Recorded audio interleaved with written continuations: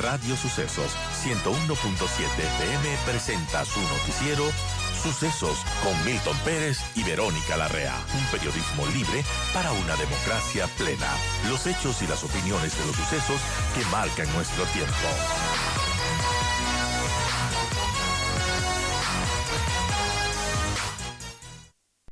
Y bueno, ¿qué podemos comentar ahora que ha pasado una semana de lamentable crimen contra Fernando Villavicencio, de todo lo que ha venido investigando la policía, las autoridades?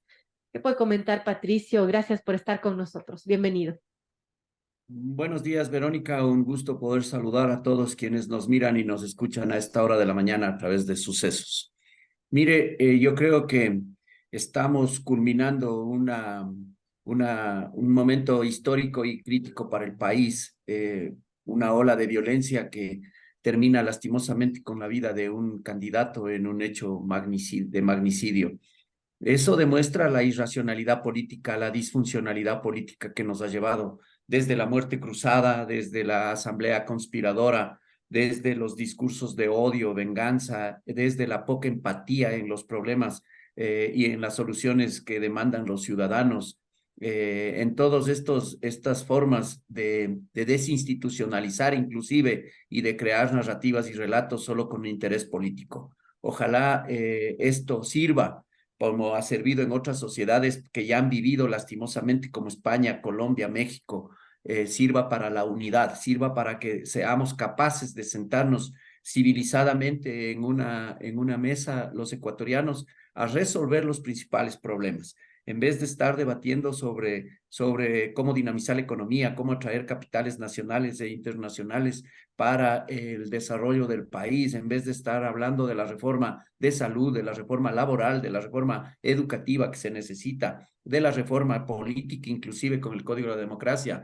en vez de estar fortaleciendo los sistemas como el de justicia, tenemos que estar hablando de los relatos que ponen personas, de hechos que duelen, que nos entristecen a todos los ecuatorianos. Me parece que este es el momento de la gran convocatoria nacional que tenemos que hacer para enfrentar la policrisis y buscar indiscutiblemente las soluciones. El tiempo sigue pasando, lastimosamente seguimos nosotros polarizándonos muchísimo más y no encontramos realmente unas vías, unos caminos.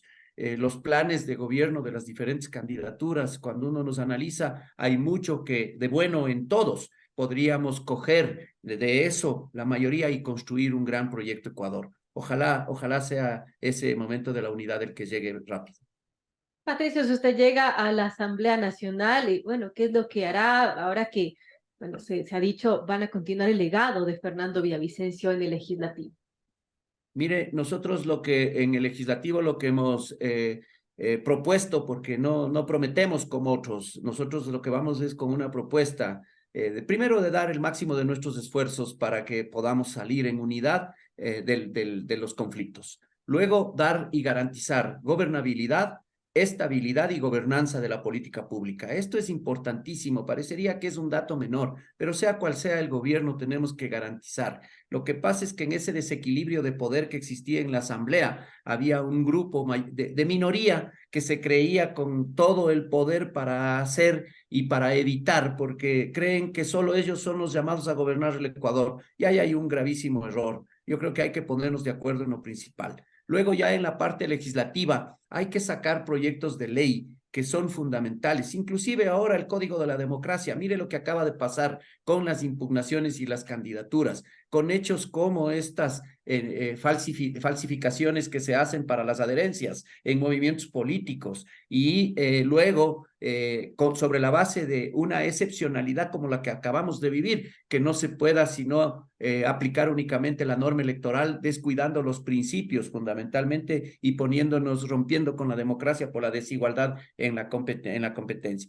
Creo que hay que resolver el problema de la justicia, porque sin justicia no hay seguridad y sin seguridad prosperidad, no hay progreso y desarrollo. El tema de la justicia es fundamental, una justicia que no solamente exija y pida independencia, sino que nos garantice probidad, integridad, que nos garantice celeridad procesal, que nos garantice eficiencia procesal, para que aquellos jueces que todavía siguen siendo leales a políticos corruptos realmente sean identificados con una ley de inteligencia y contrainteligencia para depurar instituciones fundamentales, con la ley de extinción de dominio que sea un mecanismo para recuperar capitales, para que no tengamos nosotros, para que no tengamos que endeudarnos más, sino que con los recursos que se le quitan a aquellos corruptos podamos emprender en políticas de carácter social como lo hacen otras sociedades.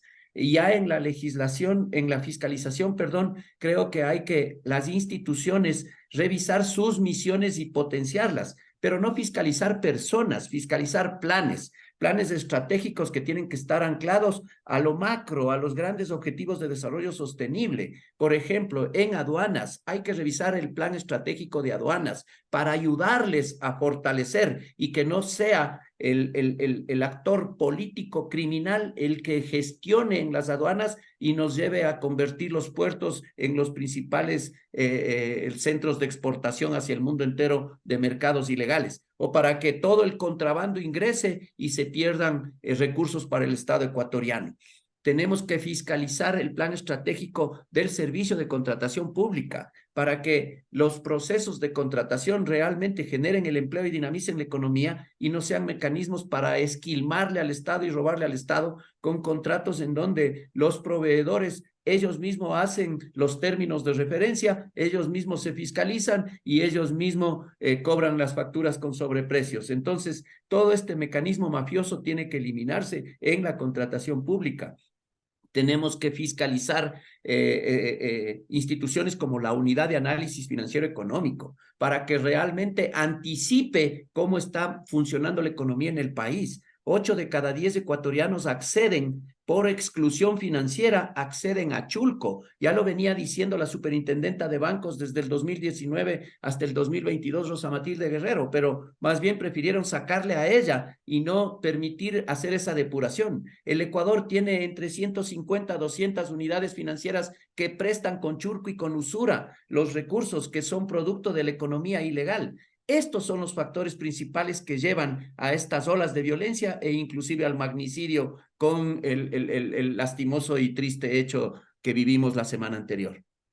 Amigos, 8:38, conversamos con Patricio Carrillo, candidato asambleísta por el Movimiento Construye. Nos ha comentado la propuesta de llegar a ser asambleísta. Ahora, hablando de este lamentable crimen, de cómo se dieron las cosas, Patricio, usted ha calificado este crimen como un crimen político en el cual tiene vinculaciones con el crimen organizado. ¿Qué expectativas tenemos de que este crimen se investigue, de que se puedan dar con los culpables y que, bueno, se deje de especular en torno a tantas cosas que se han dicho también? Sí, son relatos y narrativas que quieren poner como distractores. Creo que la fiscalía es la única que tiene la voz autorizada y la legitimidad como para poder plantear. Hoy han recibido el apoyo del Buró de Investigaciones de los Estados Unidos. Ojalá sea esa tecnología la que, porque la metodología de trabajo la conocen, deben haber elaborado un plan de investigaciones y si no, les pido que elaboren ese plan de investigaciones porque es lo que nosotros fiscalizaremos en la Asamblea Nacional. El plan de investigaciones, cómo fue llevado desde el inicio y la tecnología que nos puedan ayudar. Hoy más que nunca necesitamos ese profesionalismo de peritos, de investigadores, de Policía Nacional, para que no sean en otros espacios los que nos empiecen a transmitir la información. Me preocupa que desde países vecinos como Colombia, que también estarían un poco involucrados porque las denuncias que Fernando Villavicencio las venía planteando involucraban la campaña política del presidente Petro y de su hijo y el involucramiento de una candidata actual de la Revolución Ciudadana como Raiza Bulgarín en la campaña acá en el país.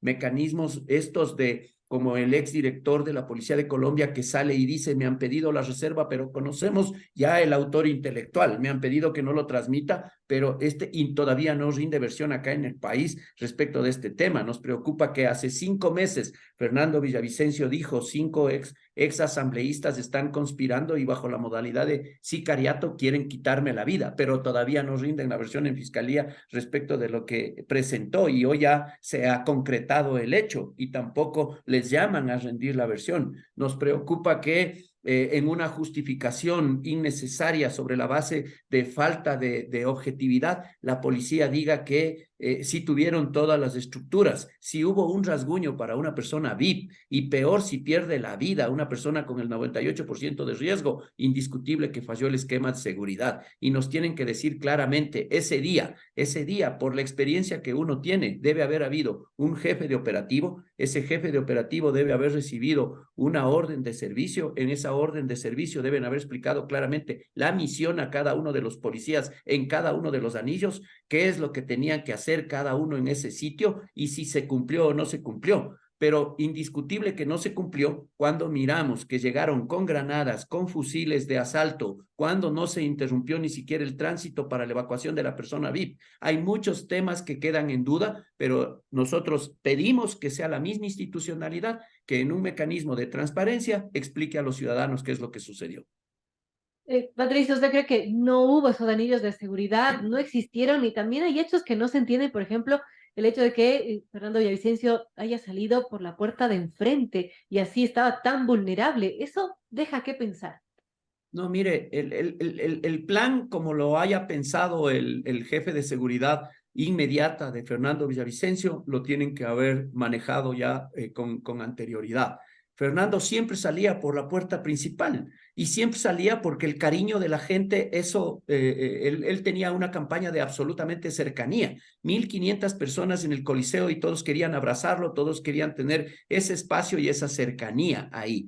En el interior del Coliseo, luego nosotros cuando revisábamos inclusive con quién se saludaba y lo demás, pudimos determinar que uno del sicario que pierde la vida se encontraba al interior, se encontraba justamente en esa cercanía. El hecho pudo haber sido mucho más grave indiscutiblemente, pero los mecanismos ya de protección son los que fallaron. Yo creo que sí nombraron servicio de policía, pero no les explicaron cuál era la misión. Y no es lo mismo. Esas negligencias en la policía tienen una responsabilidad. Ya pasó en el caso Bernal. El tema es que las autoridades de policía no quieren hacerse responsables de estos temas y siempre terminan lanzando hacia los niveles más bajos de la estructura institucional. Creo que hoy más que nunca necesitan decirnos cuáles fueron las disposiciones claras que les dieron a cada uno de los policías que estaban ahí. Porque si les nombraron servicio para que estén en cada esquina, resulta que hoy estamos viviendo justamente esa negligencia y esa falta de profesionalismo de quien dirigió el operativo y de quien dio las disposiciones absolutamente claras. No hubo desde hace mucho tiempo que deben haber estado pidiendo. Yo no tengo esta información porque cada uno manejaba su propio esquema de seguridad, pero no hubo, y lo digo porque nosotros pedimos y no nos dieron. Medios de comunicación, cómo se comunicaban entre la seguridad inmediata, la seguridad de avanzada, la seguridad que debía estar en el exterior para las coordinaciones. No hubo logística necesaria como, por ejemplo, un manto antibalístico, más allá de que Fernando, si quería o no quería ponerse el chaleco, si quería o no quería ponerse un casco, el tema de el manto balístico era fundamental. Y luego empiezan a darse un sinnúmero de especulaciones sobre la base de un video que encuentran. Se dice que no hubo conductor. Bueno, dejen que la Administración de Justicia determine si hubo o no hubo y cuando hagan la reconstrucción de los hechos podamos encontrar si hubo o no hubo esa negligencia, que existió o no existió un policía que le proteja el costado izquierdo por donde al final dispararon o disparó el sicario. Ese, de lo que yo he escuchado, porque tampoco he ido a revisar el proceso ni cómo está la investigación, dejamos que ellos actúen con libertad, más bien nos vayan informando los avances, pero de lo que yo conozco por información extraoficial, uno de los policías heridos es el que custodiaba eso, pero en el relato ya están poniendo como que le llevaron para que justamente generen este mecanismo. Me parece que ahí hay una exageración y hay que dejar que la Administración de Justicia sea la que determine todos los niveles de responsabilidad. Así es, se tendrá que investigar todas estas dudas y aclararse, Patricia, una pregunta final que tiene que ver con las expectativas que tendrá este domingo en las elecciones. Ya el CNE ha calificado la candidatura de Cristian Zurita. Si es que no hay una impugnación adicional ante el Tribunal Contencioso Electoral, estaría en firme ya para este sábado, lista para este domingo. ¿Qué expectativas tienen de que puedan irles bien o no en las elecciones de este domingo? Mire, Fernando Villavicencio ya ganó desde hace mucho tiempo porque él enfrentó justamente esto. Esto es lo que quería evitar. Y ganó porque el Ecuador entero se ha unido en esta causa. Yo creo que no hay ecuatoriano que no solamente esté despreciando lo que sucedió,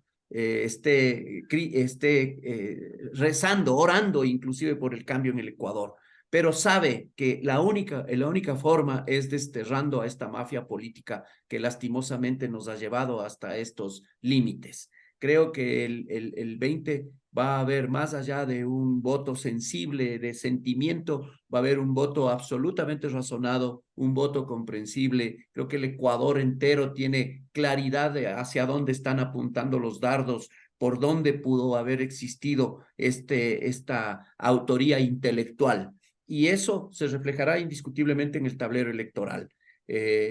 Fernando ya ganó en el discurso, inclusive contra la mafia. Fernando ya nos deja un legado enorme y ojalá el mejor de los legados sea unirnos en función de luchar contra la impunidad y contra la corrupción, reflejado en el voto del 20 de agosto.